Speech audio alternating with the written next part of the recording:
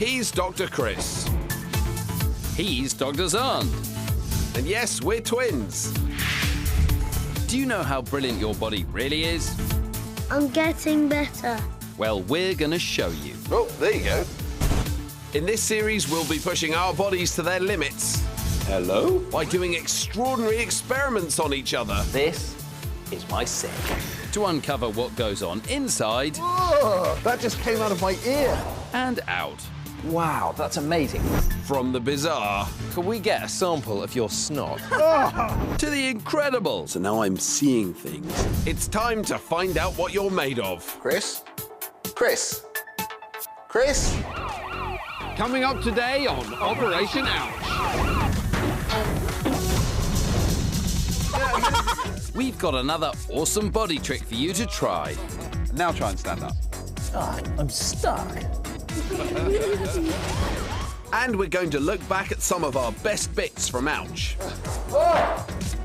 We show you what really happens when you sneeze. Xand, I'm pretty sure that even as a doctor, you won't know this either. Then create some germ art. I don't know why everyone doesn't paint this way. And what's this woman going to do with this box? All will be revealed very soon. But first, here's one of our favourite hospital cases. The team in Accident and Emergency thought they'd seen everything. And then Sam turned up. In Accident and Emergency is 15-year-old Sam, a budding boxer suffering with sharp pains in his stomach. I've had this pain for quite a few weeks. A stabby, fiery pain. That must have been quite a fight. Who delivered the killer punch? Amir Khan? No, it didn't happen in a fight. It happened in his sleep. Right. It was nighttime, and Sam was in bed. He was fast asleep, dreaming of boxing. That's why he's punching then. Yes, but inside his stomach, another battle was brewing. I can see what's coming. In the red corner, we have the cramps. They look tough. And in the blue corner, it's the stabbing pains. Nice goatee. This could be a close fight. It was, and it was making Sam pretty uncomfortable. He doesn't look too good. The longer the fight went on, the worse the pain got, until it was too much, and he woke up. Ouch. Off to hospital for Sam. I don't want it to get in the way of my next fight. Your next fight might have to wait, Sam. First, you've got to overcome the battle in your belly. Meet Dr. Eni Folarami. He'll check our patient out. Does it hurt here? Or does it hurt here? So this is 1, and this is 2. 2, okay. Number 2. Remember that bit of a clue. To find out what's going on, Dr. Eni sends Sam for an X-ray. And after a quick snapshot, the results are in. Looking at it, he's got lots of feces, poo, in his colon. Poo? And in his rectum. Yep, all these areas are full of poo. Sam is severely constipated, so he really needs to go to the loo. You're really bunged up. And he doesn't mean your nose. Got poo all over your colon. Your discomfort might be coming from the fact that you're constipated. I can't believe it's poo. You better believe it, Mum. In fact, constipation is one of the most common causes of a sore stomach. To get rid of the pain, we need to get rid of that poo. Time for the world champion of poo-fighting medicine, the enema. An enema flushes fluid into Sam's large intestine to soften up the blockage and help Sam have a heavyweight poo. Let's hope this gets things moving. Well, after a night in hospital, have we had any success? He managed to go to the toilet, but the pain in his tummy is still very severe. I've been up most of the night. That stabbing and fiery pain came back. It looks like there'll be more treatment on the cards, so we'll be back for round 2 of Sam versus the poo later on.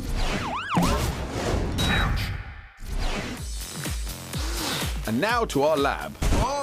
Where we do incredible experiments. Oh, looks disgusting. To show you how your body works. Just don't try anything you see here at home.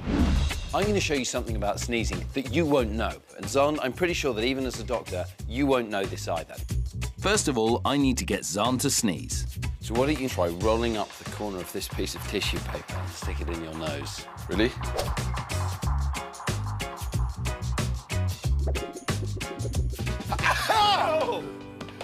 Xand, cover your mouth. Oh, I'm covered in spit. So what happened there? I put something up my nose and my body just blew it out because I didn't like it. How does it clear your nose? Right, like you sort of go, Like that, and just blow everything out your nose. That's what you think happens? Yeah. This is really good. So even doctors honestly think this happens when you sneeze, and that is completely wrong. So you don't blow anything out your nose when you sneeze. Everything comes out your mouth. And we can prove it to you if you look at this video of me sneezing. OK, here we go. I'm going. I've gone. That's all saliva that was in my mouth, but nothing is coming out of my nose.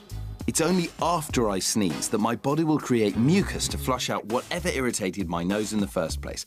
And that's when snot will come out of my nostrils. So we've shown you that when you sneeze, the spray only comes out your mouth. But imagine if Chris had been ill when he sneezed. Every single one of those droplets could have contained disease-spreading germs, and that's why it's so important to cover your mouth. Now we're going to show you just how big and powerful a sneeze can be. We're going to create our own work of art. We'll both drink different coloured liquids, then get a sneeze going to create our masterpiece. Get ready for germ art. Okay, so you're going to go first?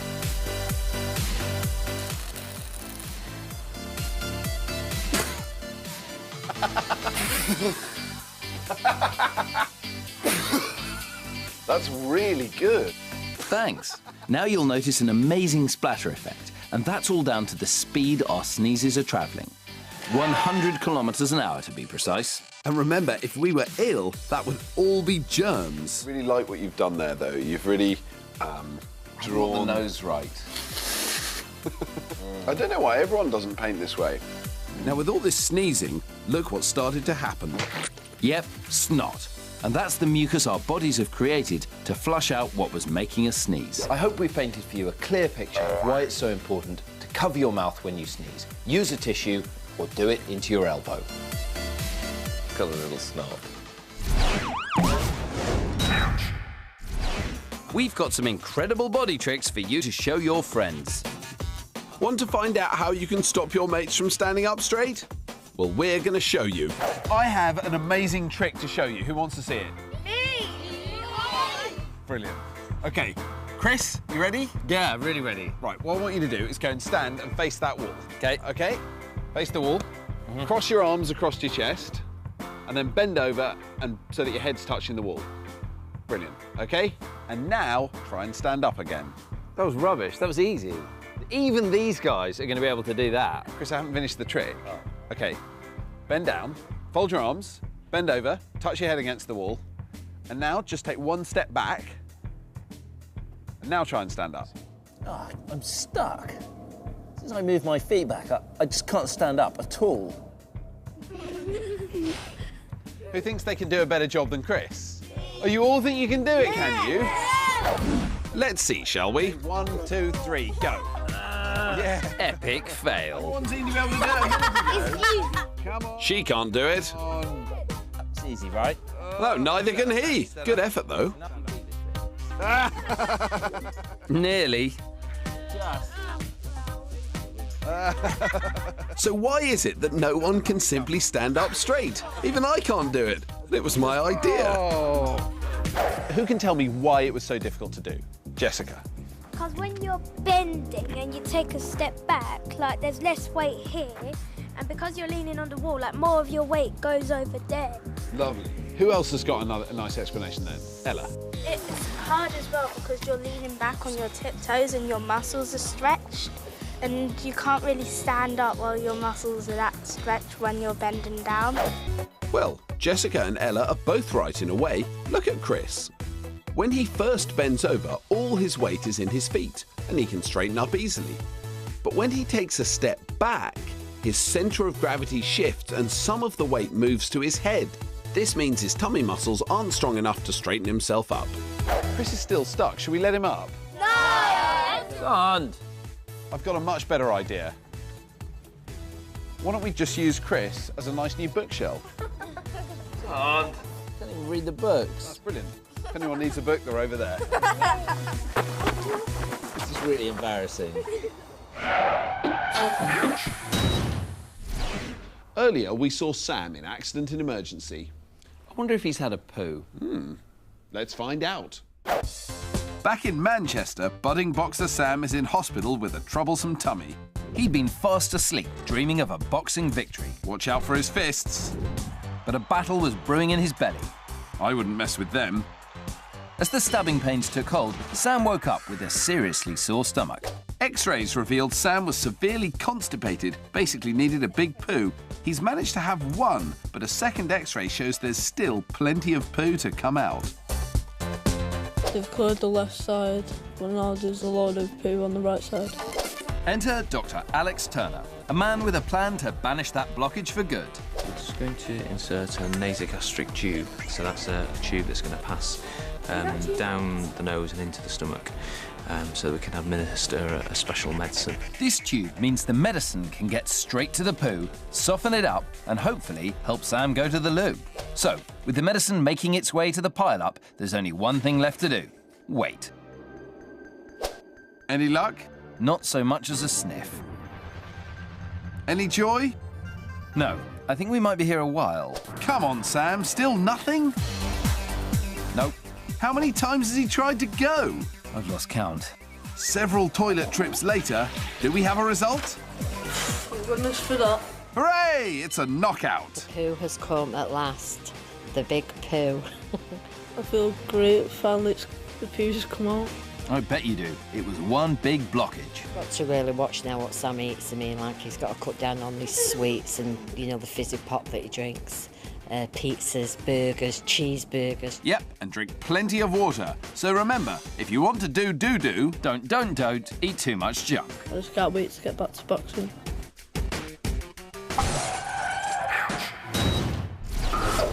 Still to come, something scratches the unluckiest kid's eye. But don't worry, we'll show you how your body deals with it. Things get nippy when I enter a room colder than anywhere on Earth. What's it going to feel like? Chilly. And Ryan comes into accident and emergency to get fixed after an unusual accident. I hope I haven't, fractured anything. I want to get back to playing cricket. Now, did you know there are up to 400 joints in your body? They sit between your bones, and without them, you'd only be able to move your eyebrows and your tongue. That's amazing. And so's this. An ordinary warehouse full of boxes. I can see that, Chris. And this is a clear plastic box. Again, I can see that. But what's it doing here? And who's this? You'll see. She's hiding an amazing body skill. She's very bendy. She is indeed. And you're about to find out what she can do. Now, you'll notice she's a lot bigger than that box. Ooh. Is she gonna... No, she's not, is she? Yes, she is. This is Delia Dussault, and she's a contortionist, a professional acrobatic performer who's trained herself to fit into unbelievably small spaces. So how does Delia's amazing body do this? Well, inside Delia's limbs, she has super stretchy ligaments. That's the soft tissue that holds our bones together. Although she was born this way, Delia trains hard every day to make sure her ligaments remain flexible. But this isn't something to try at home. It's fine to practice flexible moves at home, but I wouldn't recommend squeezing yourself into small spaces. That's because if you get it wrong, you can get stuck and seriously injure yourself. In fact, there are very few people in the world able to bend their bodies this way, and it takes years of training and practice to achieve a body skill like this. Now that's amazing.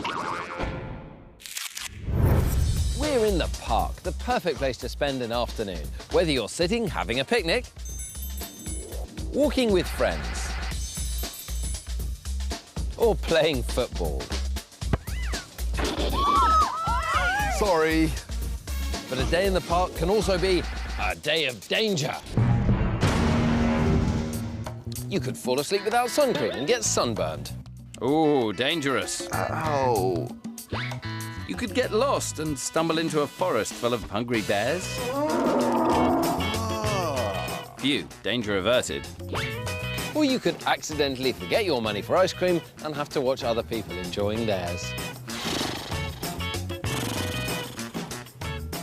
Should we play football then? Yeah, all right, let's do penalties. Oh, hang on. I have got some money after all. I'll race you to the ice cream van.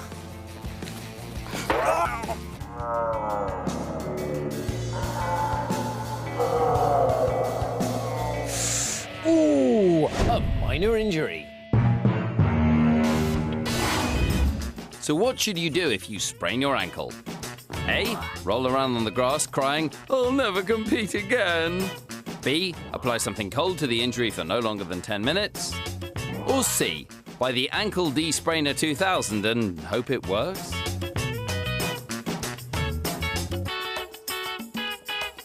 The correct answer is B. We need to reduce the pain and the swelling with a cold compress. How's that, Xand? Well, it's better, but I'm still not happy. I know something that'll cheer you up. Come with me.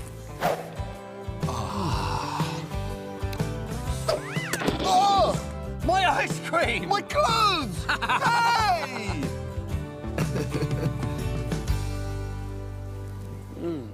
So remember, if you sprain your ankle, then put something cold on it for no longer than 10 minutes. And if you're worried, tell an adult. In fact, lots of injuries can be helped by putting something cold on them. It's particularly useful for sprains, strains, and pulled muscles. This is because it reduces inflammation, stops swelling, and can help with pain. So don't forget this cool fact. Nice one, Xand. When you get injured, your body is brilliant at mending itself. This next boy should know he's always having accidents.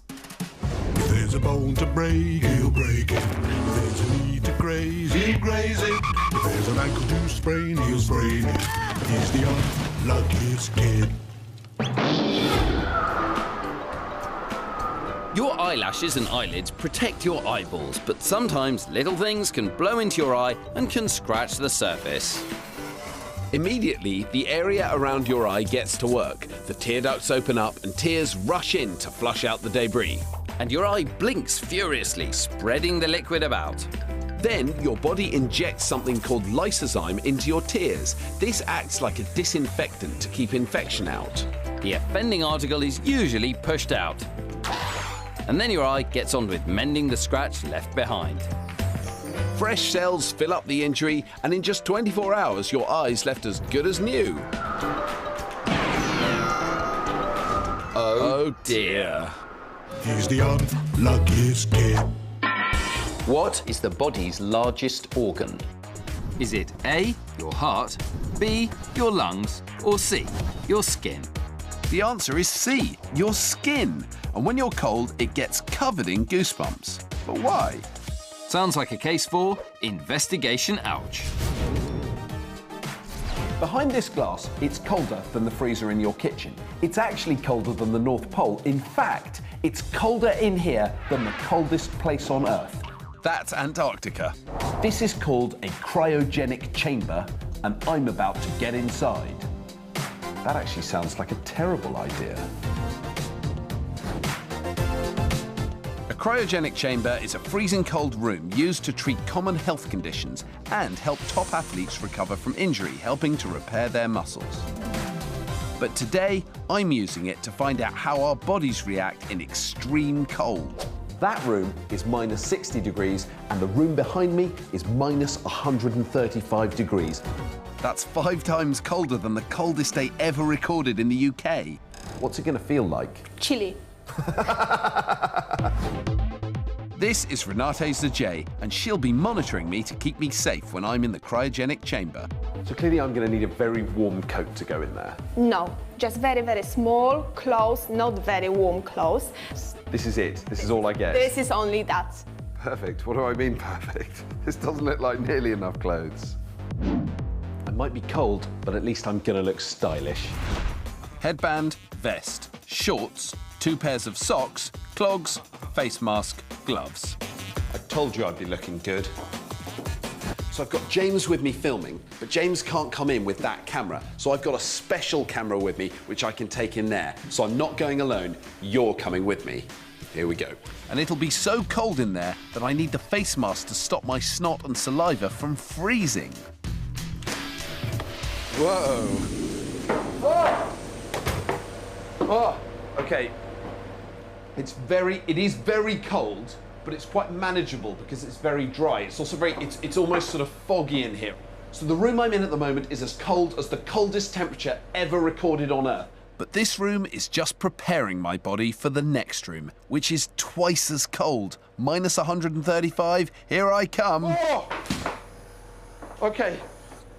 It's so cold in here that I can only stay in for 3 minutes, and Renato will be monitoring me the whole time to make sure I'm safe. It's very hard to describe quite how cold this is. The closer I get to the floor,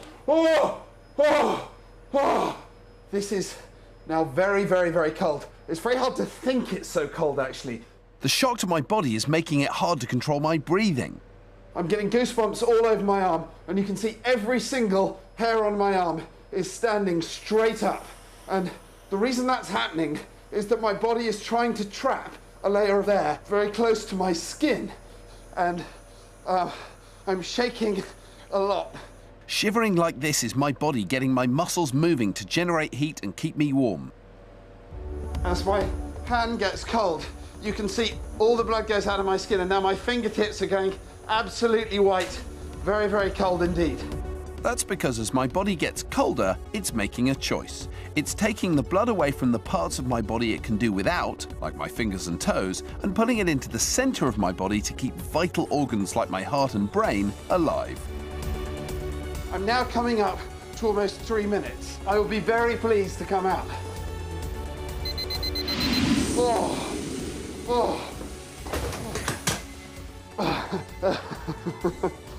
That's so much better. This is like walking into an oven.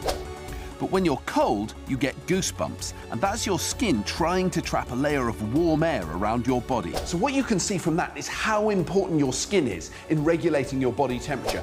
And when you get extremely cold, your body starts making choices about what it wants to keep going.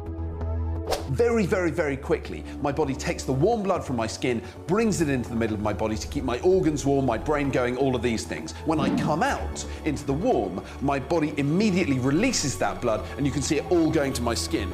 And there's a very good reason why our bodies react like this in the cold.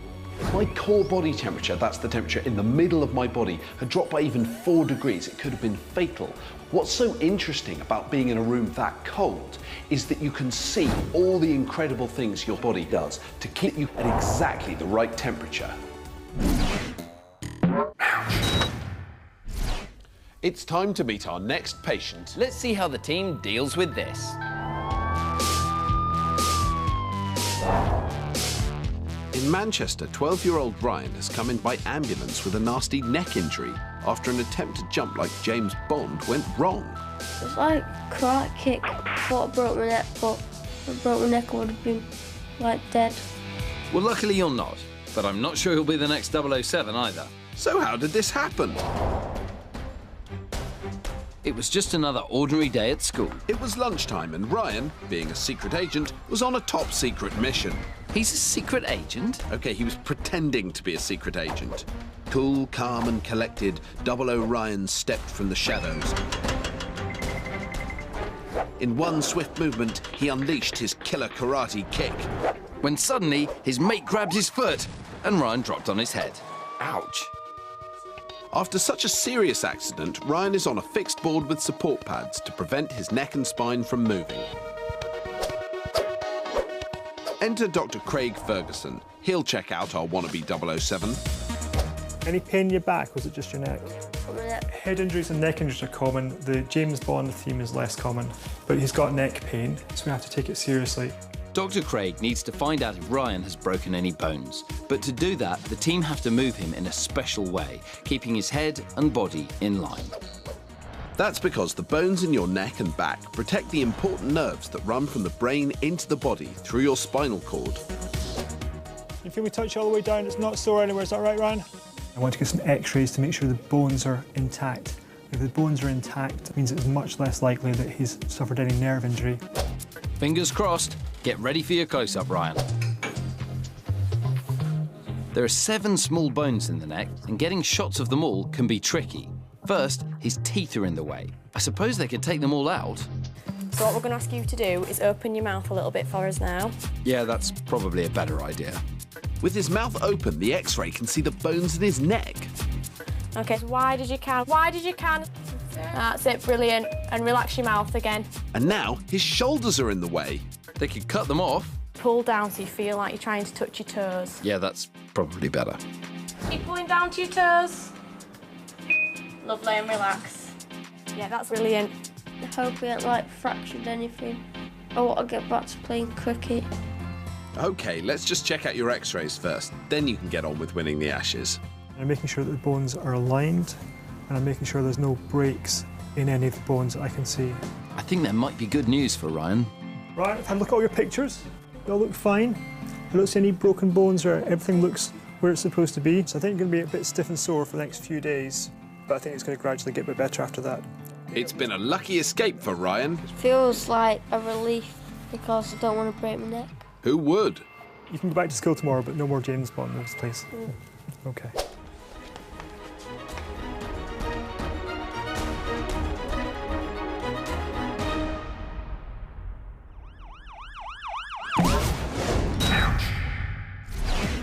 On this series of Operation Ouch, we've been on a medical mission to show you how your body works. You look really funny. You look funny. We've had operations. This is really satisfying watching this. I'm really, really enjoying this. We've seen stitches and glue and some pretty unusual things. There you go, out it comes. That was in my nose. We've been on investigations. We've got to get the blood where it's needed as quickly as possible. I really don't like it in here. We want a sample of your snot. What? Oh, there's a couple of nice ones on there. And we pushed ourselves to the limit. Now, it is quite painful. It stings. Xand said he'd do this. Whoa! That just came out of my ear. To show you just how amazing your body really is. Look at this. Wow! Whoa, that's really good. Whoa! In 3, 2, 1.